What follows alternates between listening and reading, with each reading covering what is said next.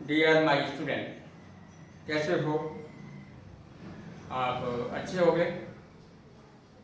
अब देखिए, आज जो है अपन क्लास 12 बायो की जो है बायोलॉजी का पहला चैप्टर पहली इकाई का ले रहे हैं और मुझे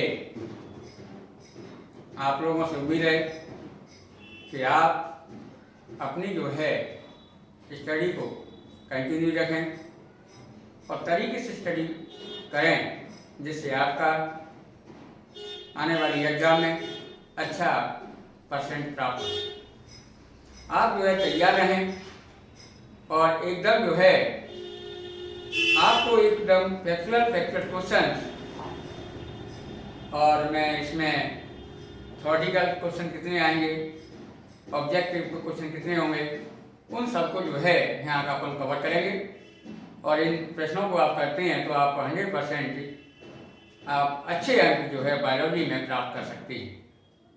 ठीक है, तो देखिए, जैसा कि आप जानते हैं कि आपकी जो बायोलॉजी है उसमें जो है पहली इकाई है प्रजनन, जिसको हम इंग्लिश में क्या कहते हैं? रिप्रोडक्शन कहते हैं। ठीक है, अब ये आपकी पहली इकाई है जिसमें आप जानती हैं कि 4 चैप्टर हैं। जीवों में जनन, पुष्पीय पौधों में जनन, जंतुओं में जनन, विशेषकर मानव में जनन और जननात्मक स्वास्थ्य। तो आज हम बात करेंगे आपका पहला टॉपिक जिसमें जीवों में जनन, इसको अपन इंग्लिश में बोलते हैं रिप्रोडक्शन इन ऑर्गेनिज्म। ओके, ये आपका पहला चैप्टर है जीवों में जनन। अब देखिए, इसमें ये आपकी इस इकाई का, जनन वाली इकाई का, पहली इकाई का पहला चैप्टर। इसमें अगर अपन देखें कि इकाई आपकी 1 है, उसमें से कितने अंक का आपका आएगा, तो प्रेजेंट टाइम में जो व्यवस्था है उसके अकॉर्डिंग इसमें से 16 नंबर का आपको पूछा जाएगा, जिसमें से 7 नंबर के आपके ऑब्जेक्टिव होंगे या खालिस्तान होंगे या सैंक्चुअरी भी हो सकता है, माने 1-1 नंबर के आएंगे 7 क्वेश्चन और 2 क्वेश्चन 3-3 नंबर के होंगे, 1 क्वेश्चन जो है 3 नंबर का होगा। ऐसे कुल मिला के जो है आपका 16 अंक का इसमें से होगा। ओके, मतलब 2 अंक और 3 अंक के क्वेश्चन इसमें से आएंगे। अब जैसे आपका चैप्टर है जीवों में जनन या प्रजनन, रिप्रोडक्शन इन ऑर्गेनिज्म, तो देखिए इस चैप्टर में सबसे बढ़िया क्वेश्चन बनता है, 2 नंबर का बनता है, वो है प्रजनन या जनन क्या है? प्रजनन या जनन क्या है? तो देखिए, ये एक वेरी सिंपल डेफिनेशन है इसकी कि आपके पास में, आपने आस पड़ोस में देखा होगा कि डिफरेंट टाइप्स के ऑर्गेनिज्म हैं, जीव हैं, चाहे पौधा है चाहे जंतु है? आपने गाय, भैंस, भेड़, बकरी, मानव, तमाम प्रजाति के जीव आपने देखे हैं। तो प्रत्येक जीव जाति या सजीव कहें अपन, उसमें प्रजनन जो है एक महत्वपूर्ण या अनिवार्य लक्षण है जीवों का, जिसमें जीव क्या करता है कि अपने जैसे ही जीवों को जन्म देता है। क्या करता है? अपने जैसे ही जीवों को जन्म देता है। जैसे गाय है तो गाय को जैसा जीव को जन्म देगी। मनुष्य है तो मनुष्य के बच्चे को जन्म देगा, फीमेल उसकी। अगर आपके पास बरगद का पेड़ है तो बरगद के पेड़ से भी एक नया बरगद का पेड़ डेवलप होगा। ठीक है, तो ये जो प्रोसेस है, ये प्रक्रिया है, वो प्रक्रिया क्या है बेटा? जनन है, प्रजनन है। ठीक है ना। अगर हम इसको परिभाषित करें, ज्यादा आपको तनाव लेने की आवश्यकता नहीं, केवल आपको इतना कहना है कि जैसे आपसे पूछा गया कि प्रजनन क्या है, रिप्रोडक्शन क्या है, व्हाट इज द रिप्रोडक्शन। तो प्रजनन एक महत्वपूर्ण जैविक क्रिया है, बायोलॉजिकल रिएक्शन। ओके, अब इसकी परिभाषा क्या हो सकती है कि प्रत्येक जीव अपनी जाति एवं वंश की, किसकी बेटा? अपनी जाति एवं वंश की निरंतरता को बनाए रखने के लिए, निरंतरता को बनाए रखने के लिए अपने जैसे ही जीवों को जन्म देता है। यह क्रिया क्या कहलाती है? जनन या प्रजनन कहलाती है। क्या कहलाएगी? जनन या प्रजनन कहलाएगी। प्रत्येक जीव अपनी जाति एवं वंश की निरंतरता को बनाए रखने के लिए अपने जैसे ही जीवों को उत्पन्न करता है या जन्म देता है। यह क्रिया क्या कहलाएगी? प्रजनन कहलाती है। ठीक है, अब देखिए आप लोगों को मैं यहाँ दूसरा एक टॉपिक है इसी चैप्टर का, कि पहली बात हुई।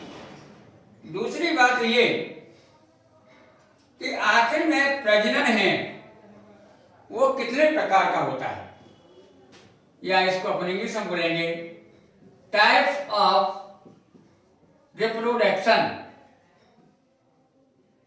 Types of reproduction. जनरली आपका रिप्रोडक्शन है या जनन है वो 3 प्रकार का होता है। हालांकि कुछ किताबों में ये 2 प्रकार का बताया होगा, लैंगिक जनन और अलैंगिक जनन, लेकिन मैंने यहाँ आपको इसके 3 प्रकार बता, अलैंगिक जनन, वर्ती जनन और लैंगिक जनन। यह प्रजनन जो है आपका 3 प्रकार का होता है। अलैंगिक जनन को अपन इंग्लिश में असेक्सुअल रिप्रोडक्शन कहेंगे बेटा। इसको क्या कहेंगे? Asexual reproduction. ओके। वर्ती जनन को अपन कायिक जनन भी कहते हैं,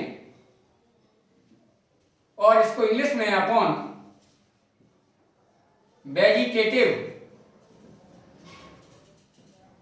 रिप्रोडक्शन कहेंगे। ओके। तीसरा है आपका लैंगिक जनन, जिसे इंग्लिश में अपन सेक्सुअल रिप्रोडक्शन कहते हैं। ओके, तो ये आपका 3 प्रकार का रिप्रोडक्शन होता है। कौन कौन सा? अलैंगिक जनन, वर्ती जनन, लैंगिक जनन। अब इसमें आप देखेंगे कि अलैंगिक जनन क्या है, लैंगिक जनन क्या है और वर्ती जनन क्या है। तो सबसे पहले अपन बात करते हैं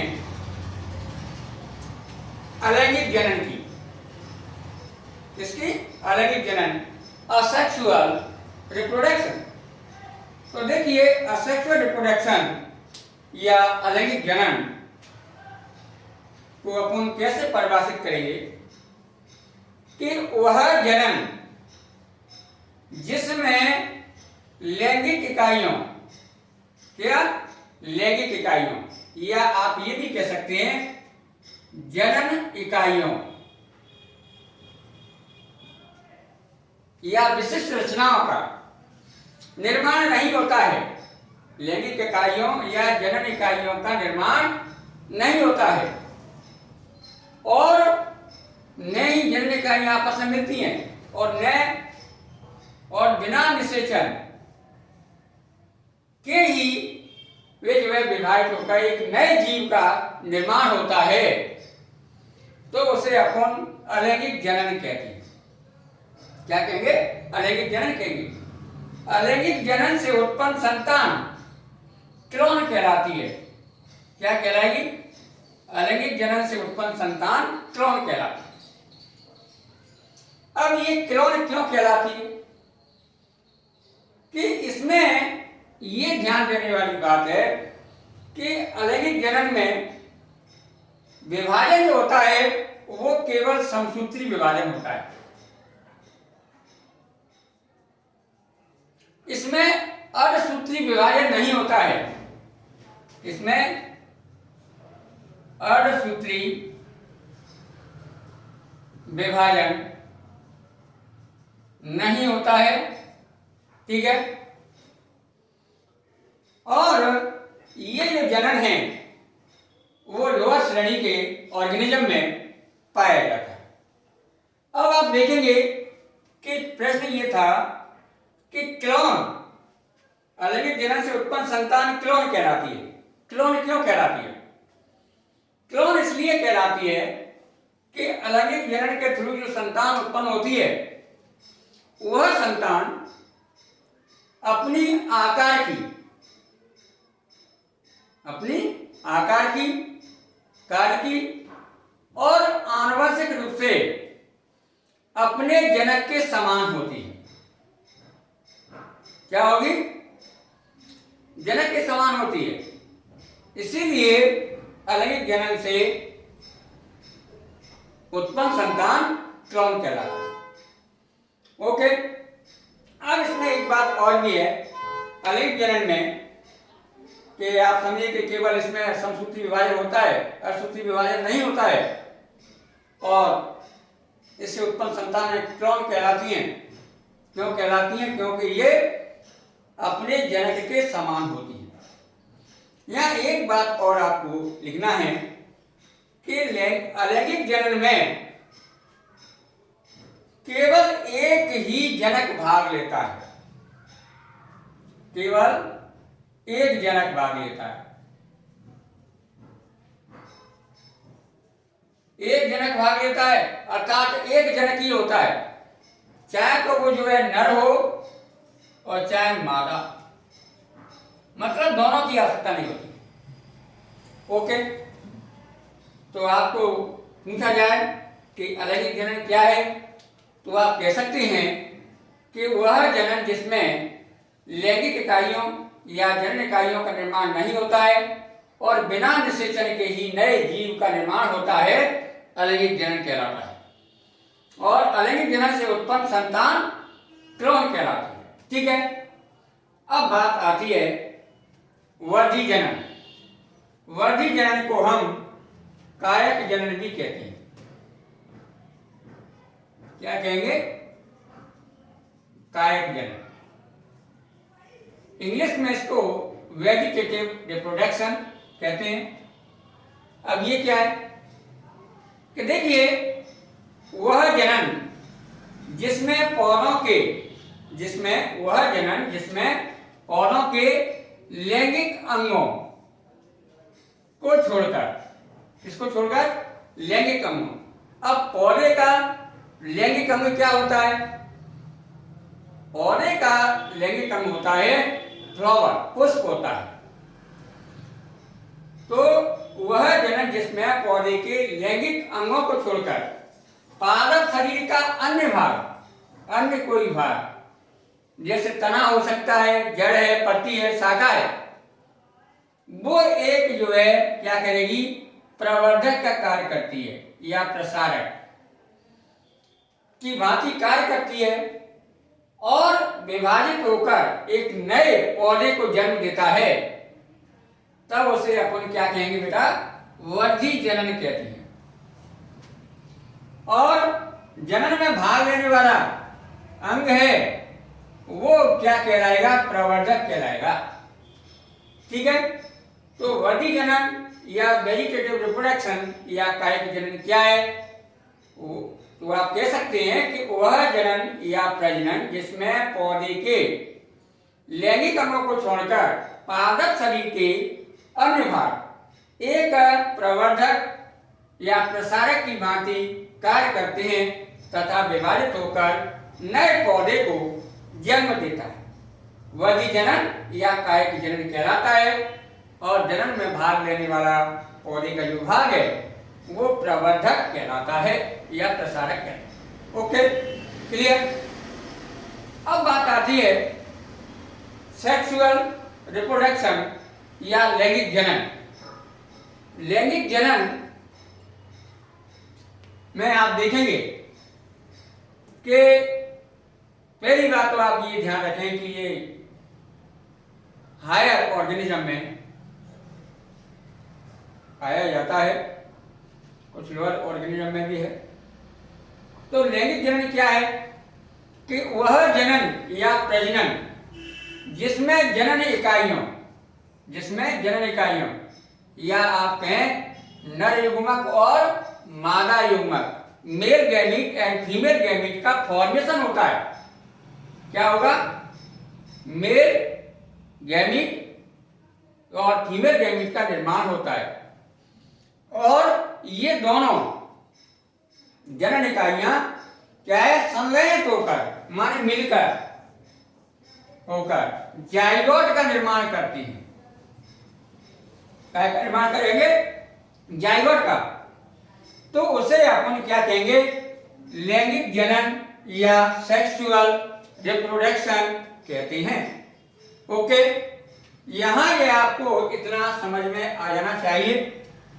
और ये तीनों ही प्रश्न ऐसे हैं, इस पर 2-2 नंबर के क्वेश्चन बनते हैं कि जनन क्या है, अलैंगिक जनन क्या है, वधी जनन क्या है और लैंगिक जनन क्या है।